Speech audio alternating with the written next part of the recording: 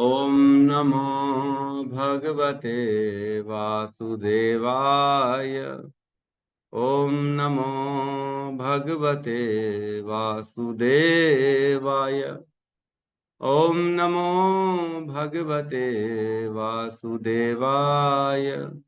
यः स्वानुभावम् अखिलं श्रुतिसारमेकम् आध्यात्मदीपम् अतितीर्षितां तमोऽन्धम् संसारिणां करुणयः पुराणगुह्यम् तं व्याससूनम् उपयामि गुरुं मुनीनाम्।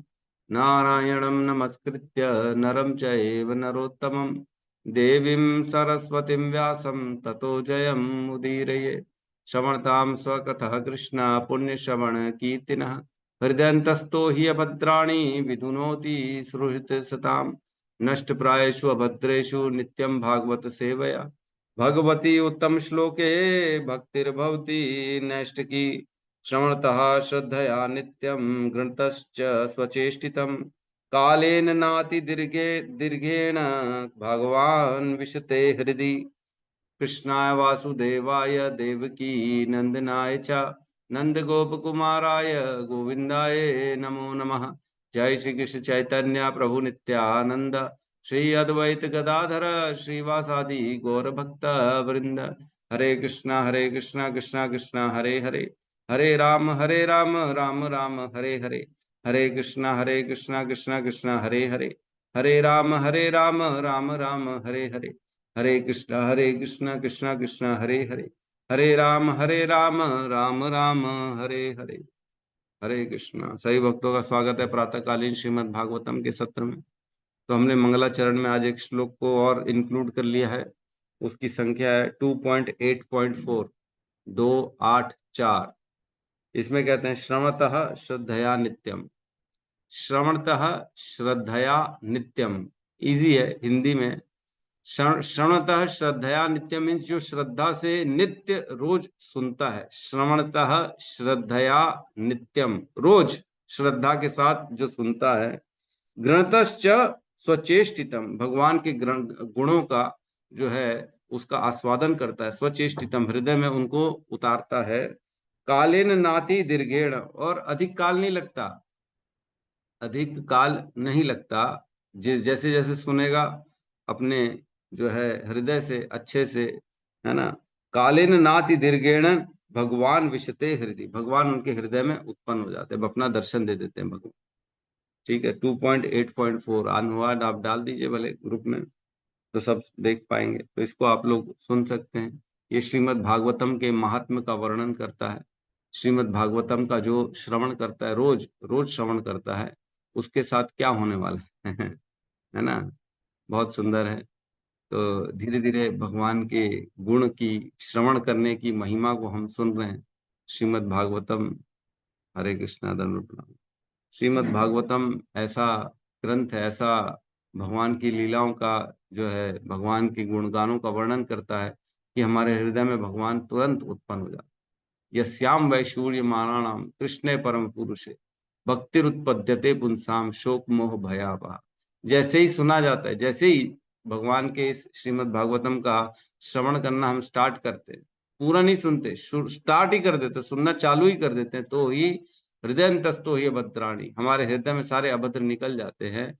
और क्या है, शोक मोह भयापा, शोक भी चला जाता है, मोह भी चला जाता है, भय भी चला जाता है ना। भक्ति उत्पद्यते पुंसाम भक्ति उत्पन्न हो जाती तत्क्षण, उसी क्षण हमारे हृदय में भगवान के प्रति। तो भय चला जाए, मोह चला जाए, और क्या चाहिए। पूरा संसार भय में ही तो भटा हुआ है। हर किसी को भय है। क्या क्या भय है। छूटने का भय है, कल का भय है, मृत्यु का भय है, धन का भय है ना। ऐश्वर्य छूट जाने का भय है, कुर्सी छूट जाने का भय है, अपने अपनों के चले जाने का भय है ना। इस तरह के भय घुसे हुए सबके, मोह पड़ा हुआ है। मैं अपने अपनों के बिना कैसे रहूंगा, मैं धन के बिना कैसे रहूंगा, अपने ऐश्वर्य अपने पद प्रतिष्ठा के बिना मैं कैसे रहूंगा। मोह उसमें चिपक गया, इनके बिना मैं नहीं रह सकता। शोक मोह भय अपाह, भय चला जाएगा। अब छूट भी जाए तो कोई फर्क नहीं पड़ता, सब छूट जाए लेकिन कृष्ण की प्राप्ति हो जाए। हृदय अंतस्तो ही भद्राणी, हृदय के अंदर जो हमारे भगवान है वो सारे अभद्रों को नष्ट कर देते हैं और सारी जो है काम क्रोध लोभ मोह भय, ये सारी चीजों को नष्ट कर देते हैं और भगवान हमको अभयता प्रदान। एक ही है कृष्ण जो हमको अभय प्रदान कर सकते हैं, और कोई अभय प्रदान नहीं कर सकता। बाकी सब जो है वर दे सकते हैं, कोई आपको धन दे देगा, कोई आपको थोड़ा सा सुख दे देगा देवता, कोई आपको पुत्र दे देगा, कोई कुछ दे देगा, लेकिन अभय कोई नहीं दे पाएगा। अभय केवल कौन देंगे? कृष्ण। कृष्ण कृष्ण महाबाहो भक्ता नाम अभयंकर, भक्तों को अभय आप ही प्रदान कर, भक्ता नाम अभयंकर, है ना। तो हमें एको दही माना नाम अपवर्गो असि संसृत है, आप ही एक हो जो जन्म मृत्यु के चक्र से हमको बाहर निकाल सकते, और कोई नहीं है। न शिव जी हैं, न ब्रह्मा जी हैं, न गणेश जी हैं, न पार्वती माता है, कोई भी जन्म मृत्यु के चक्र से बाहर नहीं निकाल सकता। केवल कृष्ण विष्णु, जो विष्णु तत्व है, वही हमको जन्म मृत्यु के चक्र से बाहर निकाल सकता।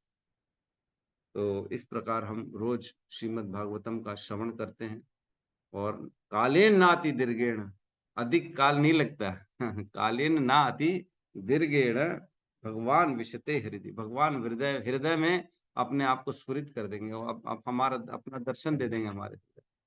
और क्या चाहिए इससे बढ़कर? कुछ चाहिए? नहीं चाहिए। ठीक है, तो हम आज अपने श्लोकों में प्रवेश करते हैं। तो कल तक हमने श्लोक क्रमांक 16 को लिया था।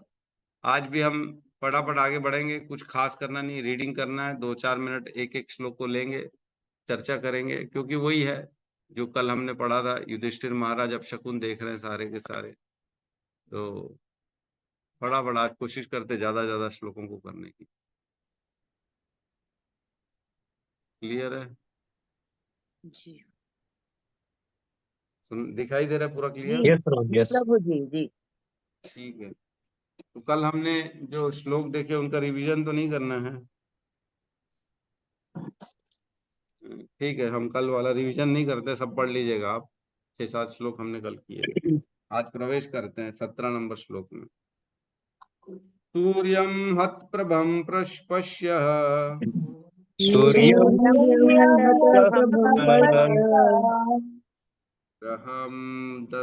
ग्रहमर्दं मिथो दिवि समर्थं मिथो दिवि स संकुलैर्भूत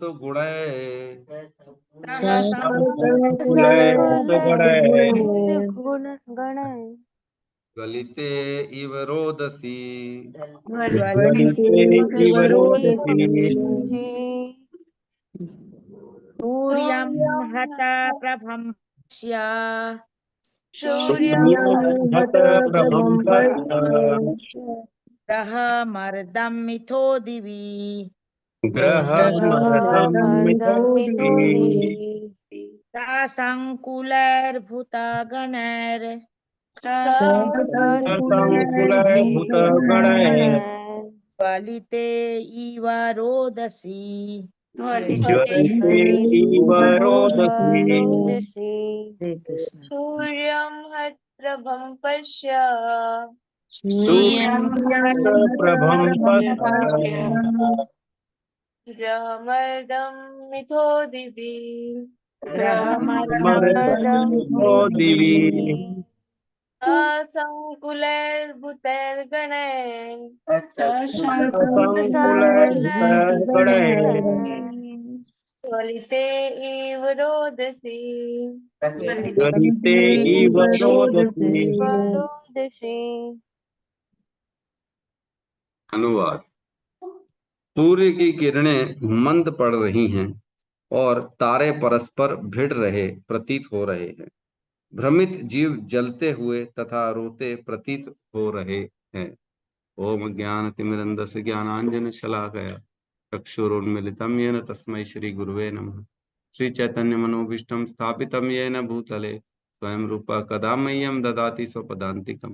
वन्देऽहं श्रीगुरु श्रीयुतपदकमलं श्रीगुरून् वैष्णवांश्च श्रीरूपं सागरजातं सहगण रघुनाथान्वितं तं सजीवं साद्वैतं सावधूतं परिजन सहितं कृष्ण चैतन्य देवं श्री राधा कृष्ण पादान सहगण ललिता श्री विशाखान्वितांश्च हे कृष्ण करुणा सिंधु दीनबंधु जगतपते गोपेश गोपिका कांता राधा कांत नमस्तुते तप्त कांचन गौरांगी राधे वृंदावनेश्वरी वृषभानुसुते देवी प्रणमामि हरि प्रिय।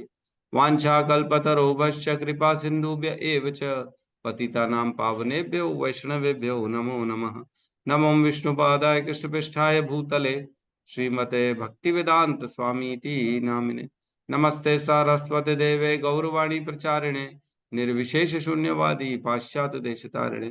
जय श्री कृष्ण चैतन्य प्रभु नित्यानंद श्री अद्वैत गदाधर श्रीवासादि गौर भक्त वृंद। हरे कृष्णा कृष्णा कृष्णा हरे हरे, हरे राम राम राम हरे हरे कृष्णा। तो यहाँ पे युधिष्ठिर महाराज किसको सुना रहे हैं ये लक्षण, कौन बताएगा?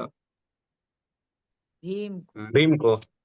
भीम को सुना रहे। यस, सब हैं सुन भी रहे, ध्यान भी है, ठीक है। तो भीम को 3 प्रकार के लक्षण वो सुना रहे। कौन से 3 प्रकार के लक्षण सुना रहे? दैहिक, भौमिक और दैविक। दैहिक, भौमिक और दैविक, बिल्कुल ठीक कहा प्रभु जी ने। दैहिक मीन्स देह से रिलेटेड, है ना, शरीर से रिलेटेड। भौमिक मीन्स पृथ्वी, जो अर्थ में, सृष्टि में जो चेंजेस दिख रहे हैं उससे रिलेटेड। और दैविक मीन्स देवताओं से रिलेटेड, आकाश में, सूर्य में और अन्य अन्य जो देवताओं द्वारा जो है अपशकुन दिखाई दे रहे हैं, ऋतुओं का परिवर्तन, अत्यधिक सूर्य का जलना, इस तरह की चीजें। ये 3 तरह के अपशकुन के लक्षण दिखाई दे रहे हैं जो सामान्यतः हम नहीं देख पाते, है ना। क्योंकि युधिष्ठिर महाराज धर्मराज है ना। धर्मराज भगवान जो है स्वयं यमराज के पुत्र है, यमराज के अंश हैं बेसिकली। तो उनको ये सारी चीजें दिखाई दे पा रही, और किसी को नहीं दिखाई दे। कहते हैं जब युधिष्ठिर महाराज ने जैसे ही राज्य शासन स्वीकार किया था, वो राजा बने थे, तब पृथ्वी प्रसन्न हो गई थी और सभी तरह से अन्न, रत्न, मणिया, सुख, संपन्नता, वर्षा, सारी चीजें एक साथ अच्छे अच्छे मात्रा में होती थी। कोई दुखी नहीं होता था, सारे के सारे लोग सुखी हो गए थे। कोई, किसी को भी वेदना नहीं थी किसी प्रकार की। लेकिन जैसे ही अभी अपशकुन दिखना चालू हो रहे, मतलब कृष्ण चले गए अपने धाम पे, तो उसके बाद ये सारे अपशकुन दिखाई दे रहे युधिष्ठिर महाराज। तो हमने काफी सारे चर्चा पहले ही कर ली है। अभी इस श्लोक में 17वें नंबर में कह रहे हैं, सूर्यम हत प्रभम पश्ये। सूर्यम हत प्रभम पश्ये मतलब सूर्य की हत प्रभम, क्षीण पड़ गई हैं किरणें। जरा देखो, देखो तो सूर्य जो रोशनी दे रहा है उसमें भी थोड़ी सी इंटेंसिटी कम हो गई है।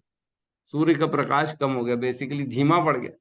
जैसे बल्ब का प्रकाश कम हो जाता है ना धीरे से कुछ समय के बाद, वैसे ऐसा वैसे कंपैरिजन नहीं कर सकते, लेकिन एक समझने के लिए, अंडरस्टैंडिंग के लिए, कि सूर्य की रोशनी में भी कुछ ना कुछ कमी आ गई।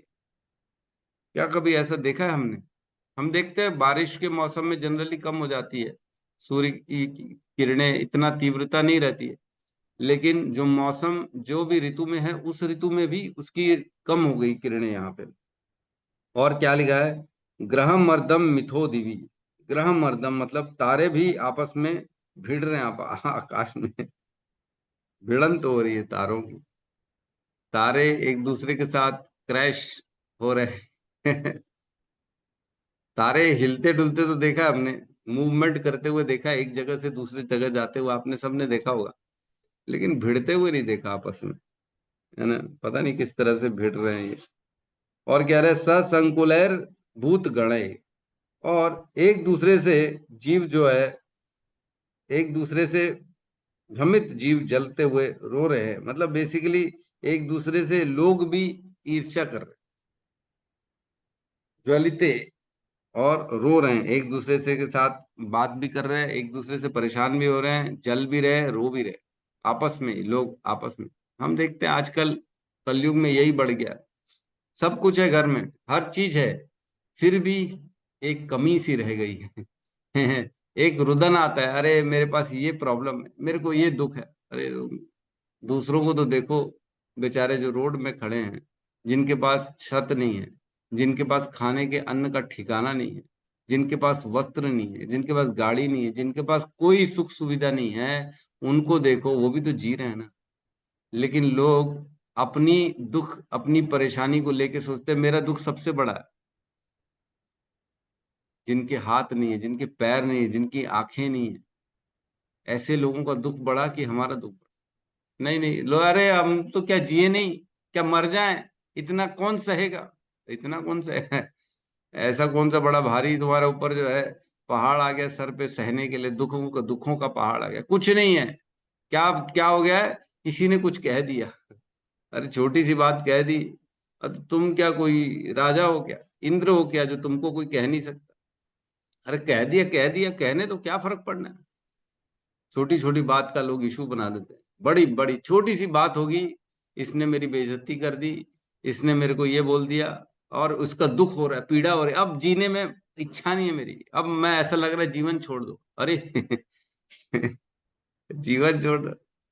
जीवन में देखो, अगर हम अपने आप को समझेंगे कि मैं सबसे नीचे हूँ, सबसे नीचे हूँ, मेरे को भगवान ने इतना कुछ दे दिया जबकि मैं इसके लायक नहीं था, फिर भी भगवान ने दे दिया, ठीक है, अगर कोई अगर थोड़ा सा बोल दिया तो इतना क्या फर्क पड़ा। आपस में भिड़ रहे लोग, रो रहे, इसमें कहना है ज्वलंती इव रोदसी, रो रहे छोटी छोटी बातों के कारण, आपस में हृदय में मन मुटाव आ जाता है, तो बस लोग रोते रहते हैं। जीवन को समझना चाहिए, हमको पॉजिटिव वे में लेना चाहिए। छोटी छोटी बातें हर कहीं होती रहती हैं, लेकिन बड़ा उद्देश्य को देखते हुए छोटी छोटी बातों को सहन करना चाहिए। बड़ा उद्देश्य क्या है, जीवन में भक्ति करनी है, जीवन में सहनशीलता लानी। भगवान कहते ही हैं कि मेरे मेरे को हर कहीं देखो, सर्वम, सारी जगह मेरे को परमेश्वर का दर्शन करो, ना कि ये देखो कि जो है ये गंदा, ये मेरा, ये पराया, ये अपना, ये सब छोड़ो, इन दो द्वंद मोह से बाहर निकलो।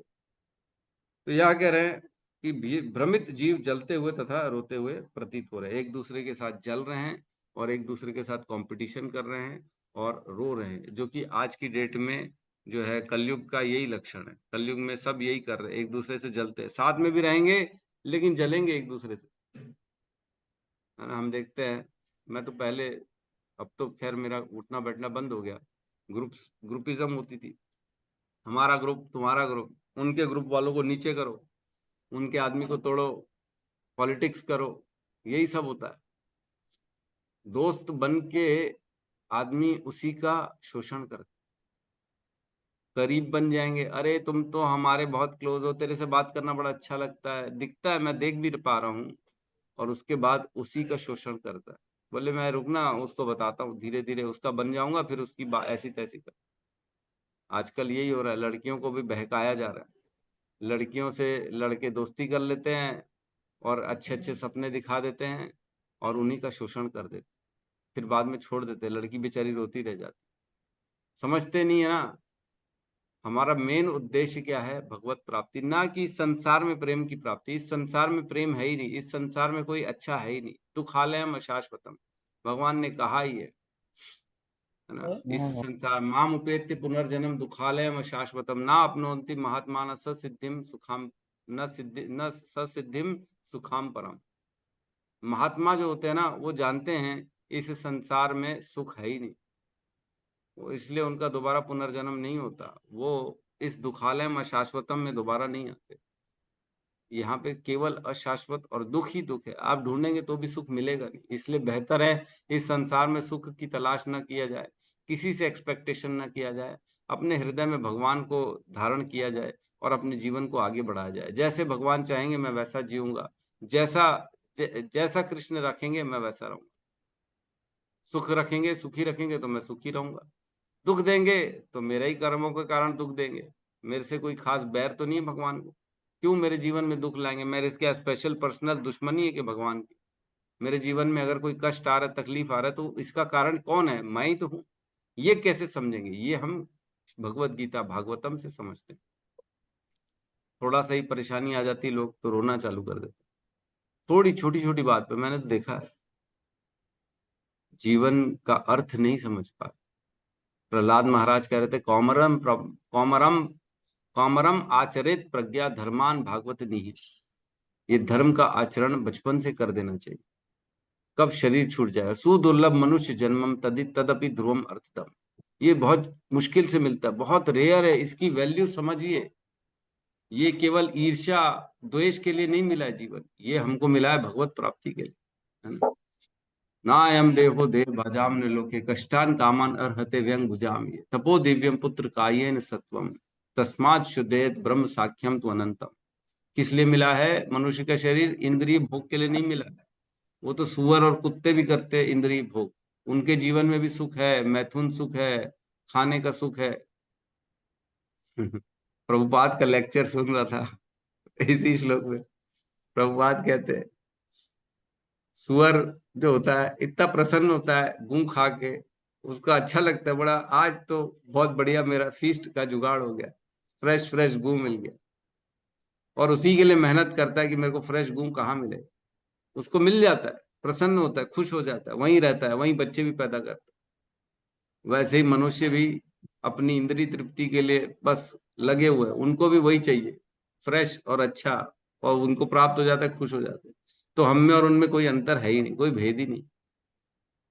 भेद तब होगा जब मनुष्य अपने जीवन में तपस्या को लाएगा।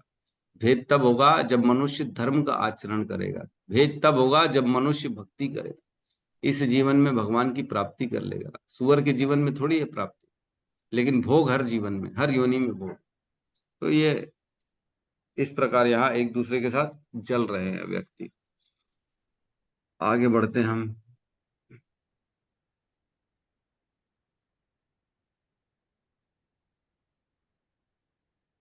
अठारह नंबर श्लोक। नाद्यो नादाश्च शुभिताः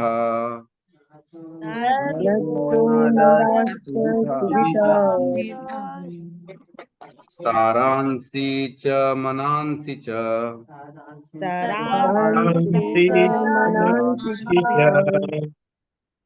न ज्वलत्यग्निराज्येन राजेन कालोऽयं किं विधास्यति। कालो अयं विधास्यति। नद्यो नदाश्च क्षुभिताः नद्यो नदाश्चिता सरांसि च मनांसि च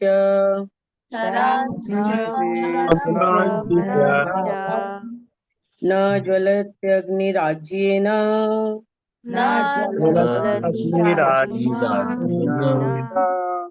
कालोऽयं कि विधास्यति।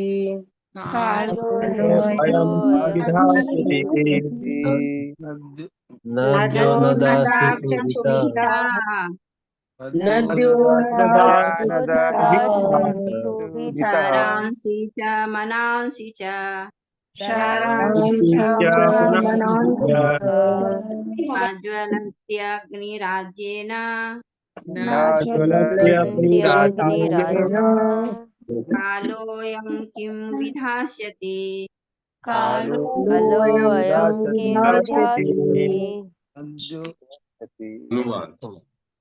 नदियां, नाले, तालाब, जलाशय तथा मन सभी विशुद्ध है। घी से अग्नि नहीं जल रही है। यह कैसा असामान्य समय है, आखिर क्या होने वाला। यहाँ युधिष्ठिर महाराज जी कह रहे हैं कि नदियां, नाले, तालाब, जलाशय और मन सभी विशुद्ध है। सभी विशुद्ध है।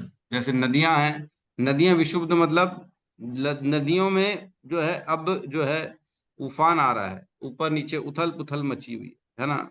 मन में जैसे उथल पुथल मचती है ना, वैसे नदियों में उथल पुथल मची है।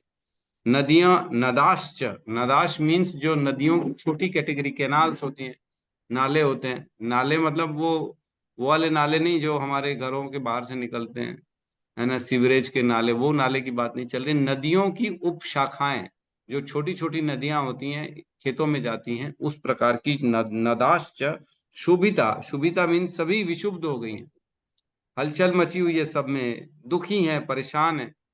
कौन? मन भी परेशान है ना। सारांशी च मनांशी च, जलाशय और मन ये सब भी विशुद्ध है।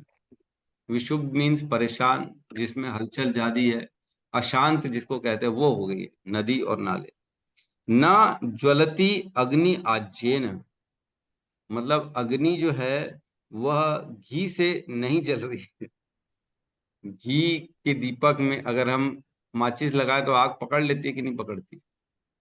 लेकिन अगर आग नहीं पकड़े, 5 मिनट 10 मिनट तक माचिस लगा के लगाए लगाए लगाए बैठे हैं, कपास में जो है घी लगा हुआ है और आग लगी नहीं रही है, तो कैसा फील होगा? अरे ये क्या हो गया, बोले आग ही नहीं लग रही है। मेहनत कर डाले, सब लगा डाले, घी अच्छा अच्छा मंगा के लगा रहे, तो भी दिए तो जल ही नहीं रहा। तो यही हो रहा है ना, ज्वलंती अग्नि अज्येन, घी की सहायता से अग्नि नहीं जल रही।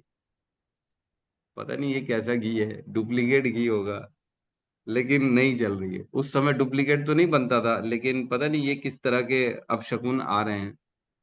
लेकिन कभी कभी ऐसा हो जाता है, कई बार देखा जाता है कि कई जगह जहाँ प्रेत या नेगेटिविटी होती है, वहां पे ना दिए जलते नहीं है, या दल जलते हुए दिए थोड़ा बुझ जाते, बिना हवा के भी बुझ जाते हैं, जहाँ प्रेत आत्माएं वगैरह इस तरह का रहता है, जहाँ नेगेटिविटी होती है, वो लोग उसको जलने नहीं देते हैं, पॉजिटिव काम करने नहीं देते। ना जलती अग्नि आज्येन, अग्नि नहीं जल रही है घी की सहायता से। और क्या कह रहे हैं, काल अयम किम विधास्यति, किस तरह का ये काल आ गया है, ये कैसा समय आ गया है, आखिर क्या होने वाला है। हे भीम, अग्नि नहीं जल रही घी से, कितनी बड़ी बात है। तालाब, नदियां, जलाशय और मन सभी के सभी एकदम विशुद्ध है, सभी अशांत है, शांति नहीं मिल रही है कहीं पे भी। तो यहाँ पे पृथ्वी से रिलेटेड ये अपशकुन बता रहे हैं, है ना। सारी की सारी जैसे नल, तालाब, नदियां, इन सब विशुद्ध हो गए, मतलब प्रकृति पृथ्वी से रिलेटेड है। ठीक है, आगे बढ़ते हैं, हम नेक्स्ट श्लोक में प्रवेश करते हैं। मुझे आप कितनी जल्दी देखा है, 6 से 7 18 साइड 19 में आ गया प्रभु जी। प्रभु जी साइड हाइड में हो गया। Okay okay okay.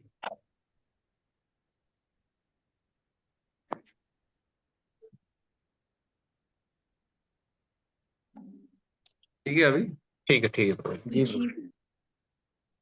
श्लोक क्रमांक 19। न पिबन्ति स्तनं वत्सा, ना पिबन्ति स्तनं वत्सा, न दूयन्ति च मातरः, यन्ति च मातरः, रुदन्त्यश्रुमुखा गावो, रुदन्त्यश्रुमुखा गावो, न हृष्यन्त ऋषभाव्रजे। हृष्यन्त ऋषभाव्रजे। प्रजे ना पिबन्ति स्तनं वत्सा, पिबन्ति स्तनं वत्सा, ना दुह्यन्ति च मातरः, नाह्यन्ति च मातरः, मातरा दन्त्यश्रुमुखा गावो, रुदन्त्यश्रुमुखा गावो, न हृदयन्तरिषभाव्रजे व्रजे। न हृष्यन्ति ऋषभाव्रजे। प्रजे हरे कृष्ण। न पिबन्ति स्तनं वत्स, पिबन्ति स्तनं वत्सा, राधन्ति च मातरः, नाह्यन्ति च मातरः, मातरा रुदन्त्यश्रुमुखा गावो, रुदन्त्यश्रुमुखा गावो, हृष्यन्ति ऋषभव्रजे। नाह्यन्ति ऋषभाव्रजे। वृषभाव्रजे। अनुवाद। अनुवाद। बछड़े ना तो गायों के थनों में मुंह लगा रहे हैं, न गायें दूध देती हैं, वे आंखों में आंसू भरे खड़ी खड़ी रंभा रही हैं, और बैलों को चारागाहों में कोई प्रसन्नता नहीं हो रही है। यहाँ कह रहे हैं गायें जो है, न पिबंती स्तनम वत्सा, वत्सा मीन्स जो गाय के बछड़े होते हैं, वो गाय के स्तनों में मुख नहीं लगा रहे। ऐसा कभी होता है? गाय का बछड़ा कैसे भी करके अपनी माँ को ढूंढता है, कैसे भी करके वो उसके स्तनों में मुख लगाता है, उसके दुग्ध को पीने की इच्छा रखता है वो। न पिबंती स्तनम वत्सा, ऐसा कैसा समय आ गया है कि बच्चा अपनी माता के स्तन में ही जो है, अब बच्चा जो गाय का बच्चा है वो अपनी माता के थनों में मुख नहीं लगा रहा है, उनका दूध नहीं पीना चाहता है। और क्या कह रहे हैं, न दुयंती च मातरा, और गाय भी जो है दूध नहीं दे रही है। न दुयंती, गाय भी दूध नहीं दे रही है, उनकी इच्छा ही नहीं हो रही। गाय भी दूध देती है, जब प्रसन्न होती है तो ज्यादा दूध दे देती है, जब दुखी होती है तो कम दूध देती नहीं देती है, फिर धीरे धीरे बंद कर देती है। तो गाय भी दूध नहीं दे रही यहाँ पे। और क्या कह रहे हैं, रुदंत अश्रु मुखा गावो, और जो गाय है जितनी भी, उनके आंखों से केवल अश्रु आ रहे हैं, रो रही है सारी गाय। गाय का रोना कहते हैं बहुत ज्यादा अपशकुन होता है। गाय अगर रोती है तो ये बहुत बड़े दुख आने के संकेत है। गायों को कभी भी रोना नहीं चाहिए, मतलब गाय ऐसी स्थिति होनी चाहिए, गाय प्रसन्न रहे, उनको हर चीज मिलती रहनी चाहिए। लेकिन आजकल इस संसार में, कलयुग में, लोग गायों की चिंता ही नहीं कर रहे। बहुत खतरनाक स्थिति आ गई है। खेतों में गायों को मार दिया जाता है रातों में, और उनके मांस को निकाल लिया जाता है। जो दूसरे संप्रदाय के लोग हैं, जो गौ मांस का भक्षण करते हैं, वो ये काम कर रहे हैं।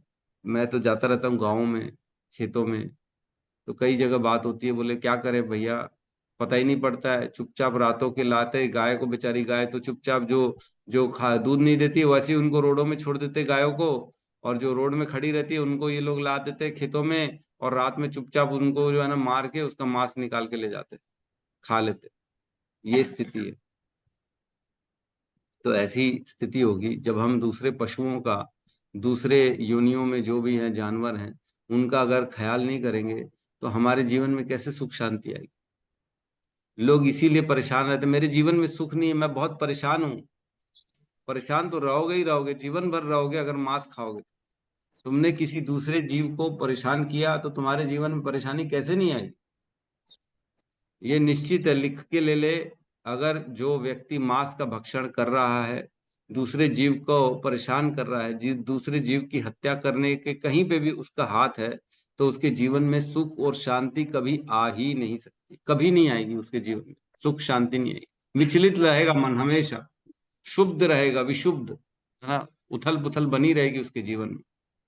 तो यहाँ कह रहे हैं, रुदंती अश्रु मुखा गावो, गायें जो है वो रो रही हैं। और क्या है, न हर्ष्यंत ऋषभा व्रजे, वृषभा, वृषभा मीन्स बैल, है ना। हम गाते ना राधा रानी के लिए, हम जो श्लोक करते, तप्त कांचन गौरांगी राधे वृंदावनेश्वरी वृषभानु सुते देवी, ऋषभानु सुते देवी प्रणमामि हरि प्रिय। देवी प्रणामी ऋषभानु, हरि प्रिय।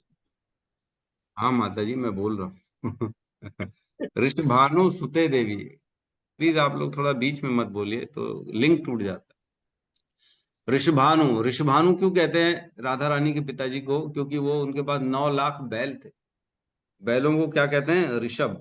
यहाँ पे वही क्या है, न हर्षयंती ऋषभा व्रजे, जितने भी वहां पे बैल हैं वो भी हर्ष नहीं है, और वो चारागाहों से कोई प्रसन्न नहीं हो रहा। उनको जितना खाने को दे रहे हैं वो प्रसन्न नहीं हो रहे, खा भी नहीं रहे। तो इस प्रकार का माहौल आ गया है। ठीक है, हम आगे बढ़ते हैं अगले श्लोकों में।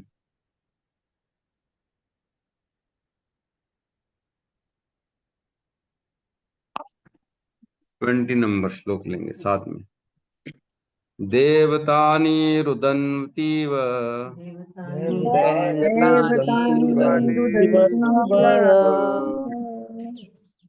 विद्यन्ति ह्युच्चलन्ति च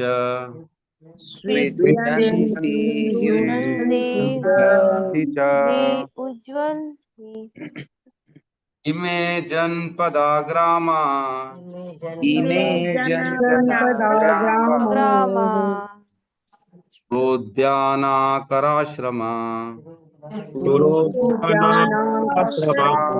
ध्यानाकर भ्रष्ट श्रियो निरानंदा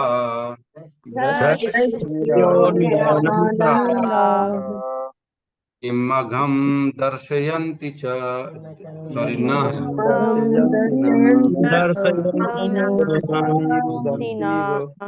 दैवतानि रुदन्तीव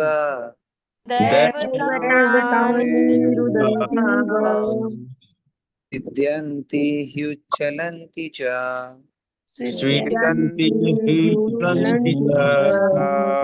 रुदन्ति च इमे जनपदा ग्रामः इमे पुरोद्वानाकराश्रमः पुरोद्यानाकराश्रमा भ्रष्टश्रियो निरानन्दः आनन्दा किमघं दर्शयन्ति नः दर्शयन्ति न देवतानि देवतानि रुदन्तीव देवतानिरुदन्तीव विद्यन्ते हि उच्चलन्ति च स्वीच्यन्ति च इमे जनपदा ग्राम इमे जनपदा ग्रामा पुरोद्यानाकराश्रम आश्रमा भ्रष्टश्रियो निरानन्दाः भ्रष्टश्रियो किं घं दर्शन्ति नः किमघं दर्शन्ति न अनुवाद। मंदिर में अर्चा विग्रह रोते, शोक करते तथा पसीजते प्रतीत हो रहे हैं। ऐसा लगता है कि वे प्रयाण करने वाले हैं। सभी नगर, ग्राम, कस्बे, बगीचे, खाने तथा आश्रम अब सौंदर्य विहीन तथा समस्त आनंद से रहित हैं। मैं नहीं जानता कि हम पर किस प्रकार की विपत्तियां आने वाली हैं। तो युधिष्ठिर महाराज कह रहे हैं भीम से कि देवतानी रुदंतीव, जो देवता हैं, कौन से देवता? जो अर्चा विग्रह के देवता हैं, जो भी मंदिरों में अर्चा विग्रह बने हुए हैं, वो सारे रो रहे हैं। अब भाई देखो, लिखा है तो मानना ही पड़ेगा कि रो रहे हैं, है ना।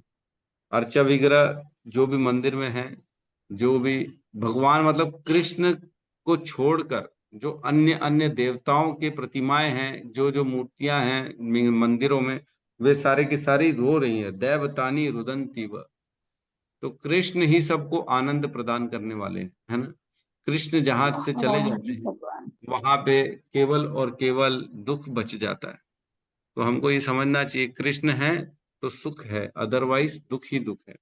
तो यहाँ पे देवता तक दुखी हो गए हैं क्योंकि कृष्ण इस संसार को छोड़ के जा चुके हैं और रो रहे हैं। उनके अर्चा विग्रह सब जो है रो रहे हैं। स्वदंति ही उच्चलंति च, और क्या हो रहा है? पसीना आ गया उनको, देवताओं की अर्चा विग्रह को, और ही उच्चलंति च, ऐसा लग रहा है कि मंदिर छोड़ के अभी चले जाएंगे, बाहर चले जाएंगे मंदिर छोड़ के, देवताओं का अर्चा विग्रह। तो ये ऐसा प्रतीत हो रहा है, इस तरह के युधिष्ठिर महाराज को लक्षण दिख रहे हैं। और क्या करें? इमे जनपदा ग्रामा, मतलब और बाकी जो शहर हैं, गांव हैं, है ना, पुरो उद्यान कराश्रमा, अकरा पुरो उद्यान आकरा आश्रमा, मीन्स जो अन्य अन्य कस्बे हैं, छोटे छोटे एरिया हैं उस उनके राज्य के, और उनके में जो बगीचे हैं, और उनमें जो खाना खाने के होटल रेस्टोरेंट जो भी होंगे, आकार और आश्रम कुटिया, ये सभी की सभी जो है ना, मतलब डेवलप्ड सिटी है पूरी की पूरी। उसमें बड़े बड़े शहर हैं, कस्बे हैं, छोटे छोटे गांव हैं, उनमें खाने पीने की व्यवस्थाएं हैं, और कुटियाएं हैं, जो रहने के आश्रम बने हुए हैं वो हैं। क्या दिख रहे हैं? वो सारे के सारे भ्रष्ट श्रियो निरानंदा, उनमें कोई भी श्री नहीं है। भ्रष्ट श्रियो मीन्स उसमें कोई आनंद नहीं है, कोई भी सुंदरता नहीं है। श्री मीन्स सुंदरता, श्री मीन्स लक्ष्मी भी कहते, दोनों कहते हैं श्री को। तो यहाँ पे सौंदर्य से श्री को लिया गया है। भ्रष्ट श्रियो निरानंदा, किसी में भी सुंदरता नहीं है। अब अट्रैक्शन नहीं आ रहा, किसी भी कस्बे उद्यान को देख के ऐसा लग नहीं रहा कि वहां पे जाना चाहिए। सुंदर होते हैं ना पहले, अब नहीं है, अब उसमें से आनंद जा चुका है। किम अघम दर्शयंती ना, ये किस प्रकार का दुख आने वाला है हे भीमसेन। किम अघम, अघम मीन्स ये आपत्तियां किस तरह की, दर्शयंती ना, ये कैसी प्रकट हो रही है, कैसी मेरे सामने, मेरी आंखों के सामने ये आपत्तियां, ये अपशकुन दिख रहे हैं। ये कैसा समय आने वाला है भीमसेन। तो ये कह रहे हैं हमारे युधिष्ठिर महाराज। ठीक है, अगले श्लोक में हम प्रवेश करते हैं। लेकिन ये बड़ा समझ के बाहर है कि इवन जो देवताओं के अर्चा विग्रह है वो भी रो रहे हैं। बड़ी बात है ये। ठीक है, 21 नंबर श्लोक में पढ़ते हैं। मन्ये ऐतमर्हतोत्पातये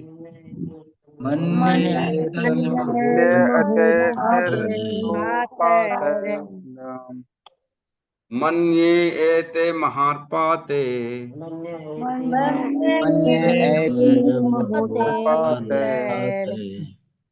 नूनं भगवतः पदे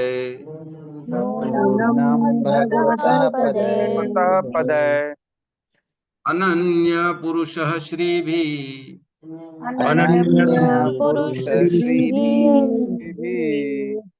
हीना भूर्हत सौभगा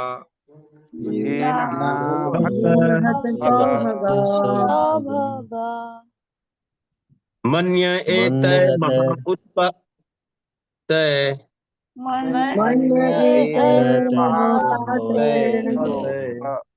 नूनं भगवतः पदे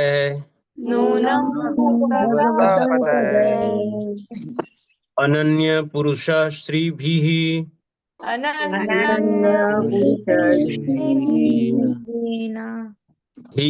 हीना भूः हत सौभगा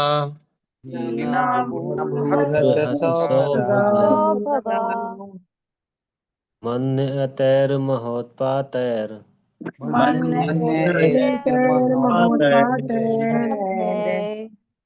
नूनं भगवतः पदे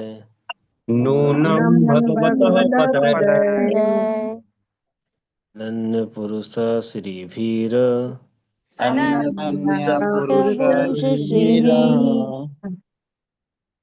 हीना भूर्हत सौभगा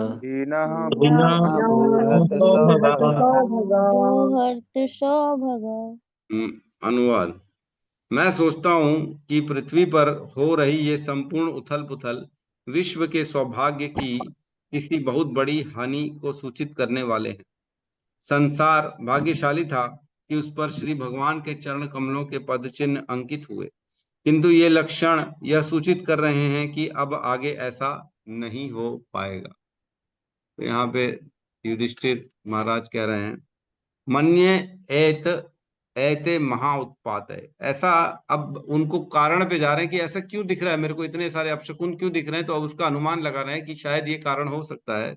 तो ये श्लोक यही कह रहा है कि उनका कारण पे जा रहे हैं कि ये सब इसके पीछे का रीजन क्या है, अपशकुनों का रीजन क्या है। तो ऐसा लग रहा है उनको मन्ये, ऐसा मैं मानता हूँ, ऐते महा उत्पात है, ये सारे महान जो उत्पाद जो अपशकुन दिख रहे हैं मेरे को, उसका क्या कारण है।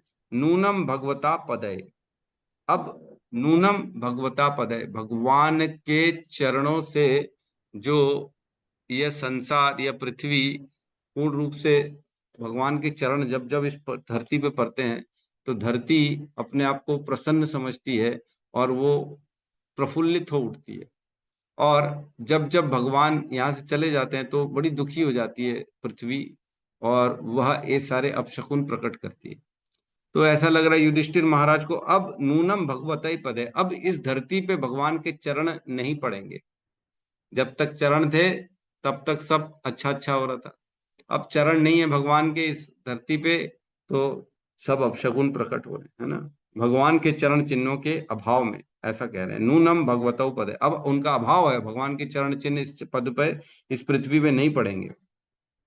अनन्य पुरुष श्री भी, जो भगवान है अनन्य पुरुष, जो असामान्य तरीके से भगवान की कृपा से लोगों के पास श्री था, ऐश्वर्य था, अब हीना भूहतो सौभागे, भूहत सौभागा, अब सारे के सारे लोग अपने सौभाग्य से विहीन हो जाएंगे, है ना। जो जो अच्छा अच्छा उनके जीवन में हो रहा था वो सारे के सारे खत्म हो जाएंगे, क्योंकि भगवान के चरण चिन्ह इस धराधाम पर अब नहीं पड़ेंगे। हम जानते हैं जहां भगवान जाते हैं वहां श्री भी आ जाती है, श्री और सब कुछ आ जाता है, सुख संपत्ति धन सब आ जाता है वहां जहां भगवान की कृपा होती है।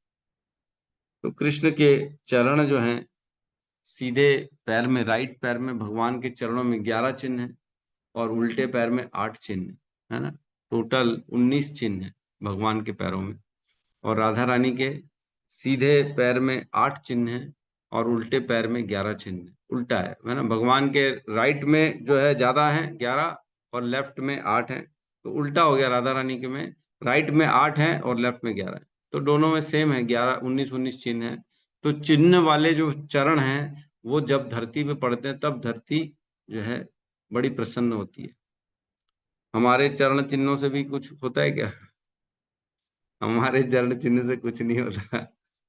सोचो, भगवान के चरण नहीं पड़ने से पृथ्वी दुखी हो गई है। कितना असर है भगवान के चलने का मात्र इस धराधाम पे, कितनी कृपा दे देते हैं भगवान केवल चलने मात्र से। तो फटाफट एक श्लोक को और ले लेते हैं हम।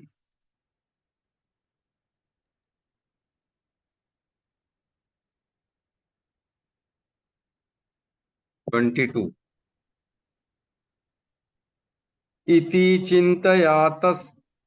चिन्तयतस्तस्य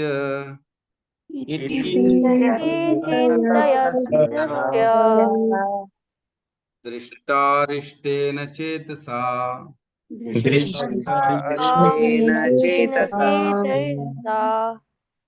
प्राज्ञः प्रत्यागमद् ब्रह्मन्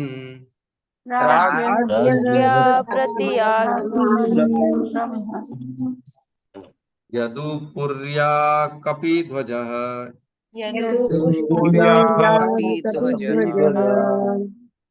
इति चिन्तयतस्तस्य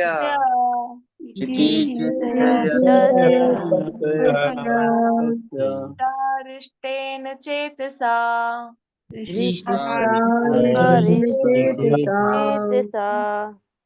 राज्ञः प्रत्यागमद्ब्रह्मन्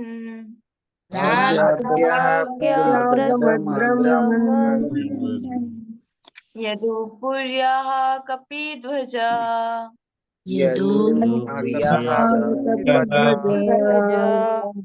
चिन्तयतस्य तस्य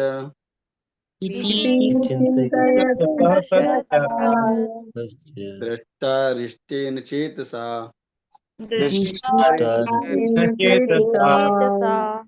राज्ञः प्रत्यागमद् ब्राह्मन्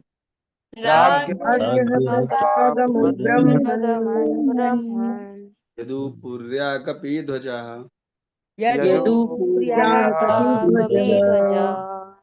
अनुवाद। हे ब्राह्मण शौनक, जब महाराज युधिष्ठिर उस समय पृथ्वी के इन अपशकुन लक्षणों को देख रहे थे और मन में इस प्रकार सोच रहे थे, तभी अर्जुन यदुओं की पूरी द्वारका से वापस आ गए। तो अर्जुन को हमने पहले श्लोक में पढ़ा था, पहले श्लोक में ही युधिष्ठिर महाराज ने अर्जुन को भेजा था द्वारका अपने बंधुओं और कृष्ण के बारे में पता करने के लिए, और उनका अगला कार्यकाल, अगला क्या कार्यक्रम वो चाहते हैं वो बताओ, जाके पता करो और पता करो हम अब भगवान क्या चाहते हैं। अगला सबसे पहला जो श्लोक हमने पढ़ा था उसमें कहते हैं, संप्रतिते द्वारकायाम जिष्णय बंधु दिदीक्षया ज्ञातुम च पुण्य श्लोकस्य कृष्णस्य च विचेष्टितम। जाके पता करो हे भगवान कृष्ण तथा अन्य मित्रों को मिलने तथा श्री भगवान से उनके अगले कार्यकलापों के विषय में जानने हेतु अर्जुन द्वारका गए थे। तो द्वारका गए थे और उसमें हमने पढ़ा था 7 माह बीत चुके थे, 7 माह हो गए अभी तक वापस नहीं आए, इसलिए ये सारा जो है ना अब युधिष्ठिर को अपशकुन दिखाई दे रहे थे। तो कह रहे हैं कि हे ब्राह्मण, अब अर्जुन वापस आ गए हैं। कपिध्वज, कपिध्वज मीन्स अर्जुन जिनके रथ के ऊपर भगवान हनुमान जी का चिन्ह है, इसलिए कपिध्वज, उनको कपिध्वज कहा गया।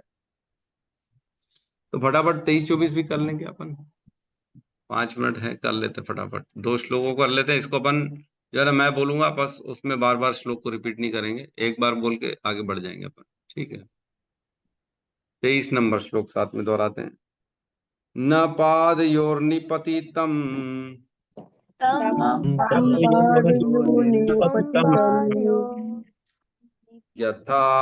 यथा पूर्वम् आतुरम्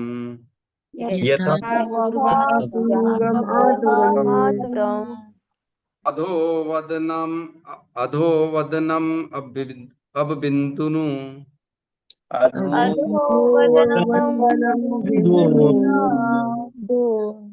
सृजन्तं नयनाब्जयो सृजन अनुवाद। जब उसने राजा के चरणों पर नमन किया तो राजा ने देखा कि उनकी निराशा अभूतपूर्व थी। उनका सिर नीचे झुका हुआ था और उनके कमल नेत्रों से आंसू झर रहे थे। तो एक और श्लोक लेते फिर दोनों को हम अंडरस्टैंड कर लेंगे, समझ लेंगे। श्लोक नंबर 24। विलोक्य उद्विग्न हृदयो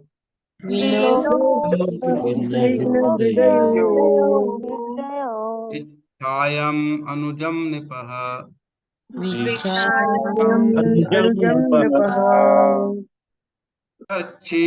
पृच्छति स्म सुहृद मध्ये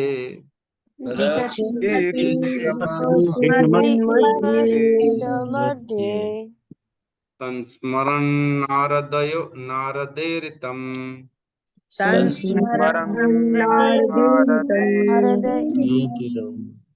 अनुवाद। हृदय की उद्विग्नता के कारण अर्जुन को पीला हुआ देखकर राजा ने श्री नारद मुनि द्वारा बताए गए संकेतों का स्मरण करते हुए मित्रों के मध्य में ही उनसे पूछा। तो इन दोनों श्लोकों में बता रहे हैं कि अर्जुन वापस आ गए हैं और अर्जुन जो हैं वो बहुत ही सर झुकाए हुए हैं। जब महाराज युधिष्ठिर उनके साथ सामने खड़े हैं तो सबसे पहले युधिष्ठिर महाराज ने देखा कि अर्जुन का मन बहुत ज्यादा शोक में है और उनकी जो है सर झुका हुआ है और उनके कमल नेत्रों से आंसू झर रहे हैं। और राजा को, युधिष्ठिर महाराज को अर्जुन ने जब प्रणाम किया, निराशा थी, बहुत ज्यादा अभूतपूर्व निराशा थी अर्जुन के मुख में। ये देखा किसने? युधिष्ठिर महाराज। और क्या देखा कि हृदय की उद्विग्नता के कारण अर्जुन पीला हो गया, बेचारा पीला पड़ गया था, इतना परेशान लग रहा था। और ऐसा देखकर युधिष्ठिर महाराज को नारद मुनि के वचन याद आ गए। कौन से वचन याद आ गए? जो हमने पढ़े थे 1.13.50, उसमें नारद जी क्या कहते थे? उन्होंने कहा कि भगवान कृष्ण ने लगभग अपने सारे कार्य पूरे कर दिए हैं, कुछ थोड़े बहुत शेष बचे हुए हैं, तुम भी प्रतीक्षा करो, जैसे ही वो शेष कार्य हो जाएंगे तुम भी निकलने की तैयारी करो। है ना, हमने पढ़ा था 1.13.50 नंबर श्लोक में, मैं पढ़ के सुना देता हूँ। उसमें कहता है, श्री भगवान ने देवताओं की सहायता करने के अपने कर्तव्यों को पहले ही पूरा कर दिया है और जो शेष हैं उसके लिए वे प्रतीक्षारत हैं। आप सभी पांडव तब तक प्रतीक्षा कर सकते हो जब तक श्री भगवान इस धरा पर उपस्थित हैं। तो अब उनको वही नारद के वचन याद आ रहे हैं। नारद जी ने कहा था कि बस भगवान के कुछ शेष कार्य बचे हुए हैं उनको करो और तब तक आप भी वेट करो, और जैसे ही अपना भगवान काम कंप्लीट कर लेंगे तुम भी यहाँ से निकलो। तो अर्जुन को इस प्रकार की अवस्था में देख के बड़े वो व्यतीत हो गए, वो बड़े चिंतित हो गए युधिष्ठिर, क्योंकि अर्जुन महाबाहु है। कृष्ण महान योद्धा है, अर्जुन गांडीवधारी हैं। उन्होंने शिव इंद्र तक को जो है, शिव जी से भी लड़ाई करी है। तो ऐसे गांडीवधारी व्यक्ति क्यों वो पीला पड़ जाएगा, क्यों इतना ज्यादा रोएगा, क्या कारण है? ये सब सोच के उनको इंडिकेशन हो गया कि भगवान जा चुके। ठीक है, तो किसी का कोई प्रश्न है तो हम ले सकते हैं यहाँ पे।